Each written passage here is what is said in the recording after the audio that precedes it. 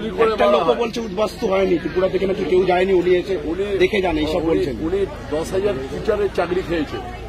উনার প্রথমে হাবড়ায় ঢোকার আগে হাবড়ার ক্ষমা চাওয়া উচিত ছিল হাবড়ার মানুষের কাছে।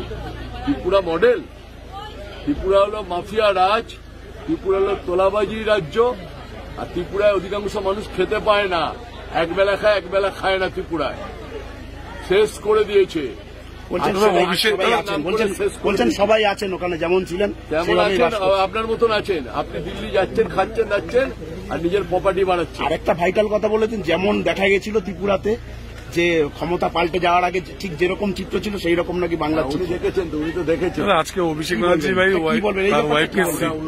এই ব্যাপারটা কি বলবেন? উনি নাকি একই রকম দেখতে। বললাম ত্রিপুরা, আপনাকে বললাম ত্রিপুরাকে মাফিয়া রাজ, ত্রিপুরার চোরের রাজ।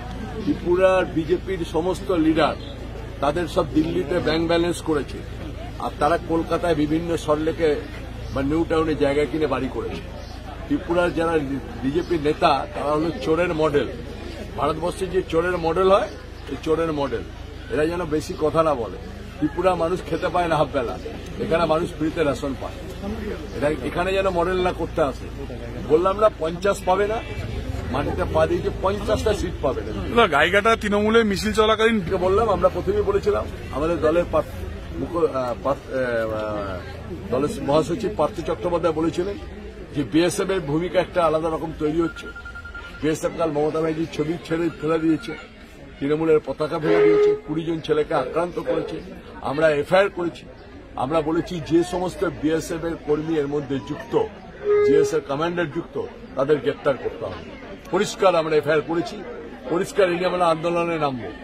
আগামী পরশুদিন অভিষেক বন্দ্যোপাধ্যায় চলে যাবার পর তারপরে বিএসএফ এর বিরুদ্ধে আমাদের মামলা হবে।